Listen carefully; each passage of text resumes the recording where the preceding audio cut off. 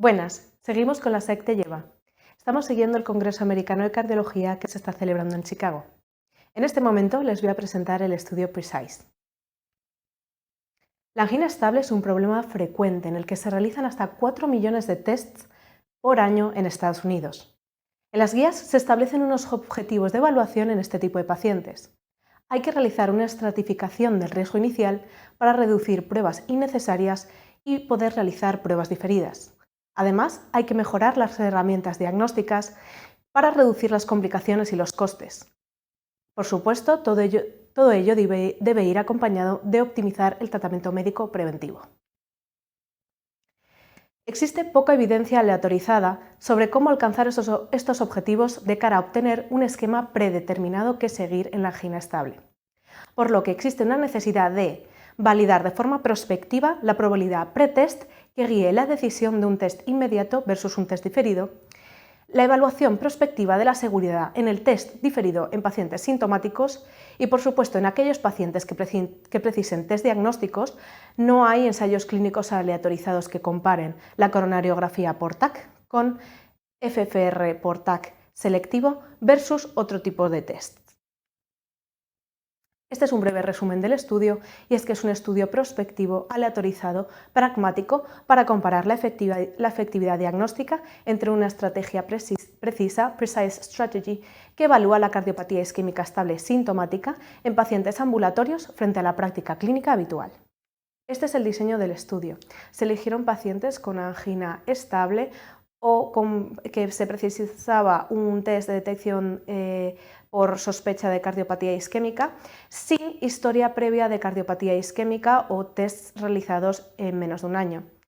Se incluyeron 2.103 pacientes y se aleatorizaron a la estrategia o a la práctica clínica habitual. En la estrategia Precision se utilizó una escala de riesgo denominada PROMIS, que lo que hacía era estratificar a los pacientes en bajo riesgo, riesgo intermedio o riesgo elevado. En aquellos pacientes con riesgo bajo se podría realizar el test de forma diferida. En los pacientes de elevado riesgo se les realizaba una coronariografía por TAC más menos FFR por TAC.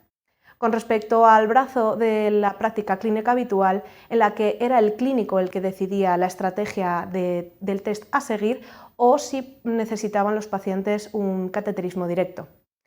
Los objetivos primarios del estudio era un compuesto de muerte, infarto de miocardio no fatal o la realización de un cateterismo sin enfermedad coronaria obstructiva.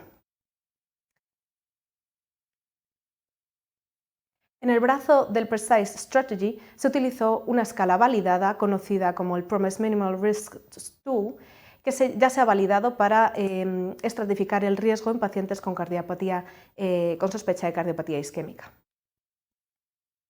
La aleatorización fue esta, 2.103 pacientes, uno a uno. Finalmente, el análisis de corte del brazo del Precision Strategy fue de 1.057 y de la práctica clínica habitual de 1046. Las características basales de los pacientes en ambos brazos eran similares, una de media de 58 años, casi el 50% eran mujeres y los factores de riesgo eran similares.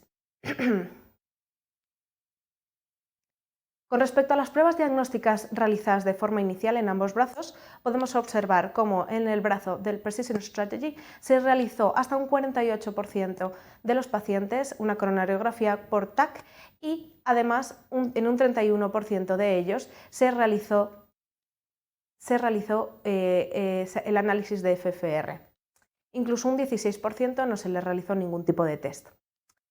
La variedad se encuentra en la práctica clínica habitual con una amplia variedad de test diagnósticos y una proporción de un 10% de cateterismo directo. Estos son los resultados del objetivo primario y como vemos son unas curvas que están ampliamente separadas, además se separan desde el inicio, obteniéndose un 70% de reducción del endpoint primario combinado.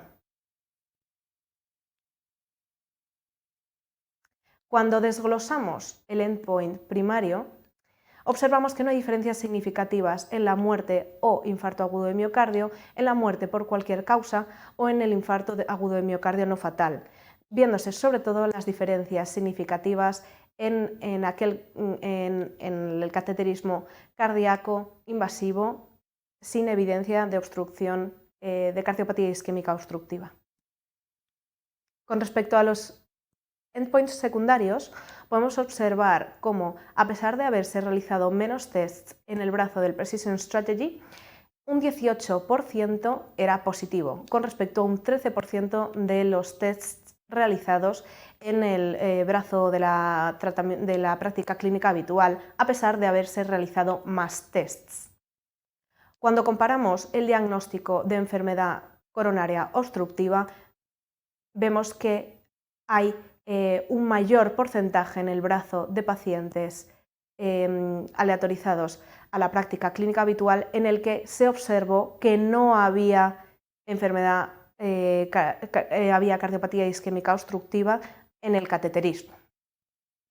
Con respecto a otros endpoints secundarios, podemos observar cómo en la estrategia del Precision Strategy había un mejor uso de la disminución del colesterol, un mejor uso de la antiagregación plaquetaria, sin diferencias en la medicación antihipertensiva y, por supuesto, no había diferencias tampoco en la frecuencia de angina.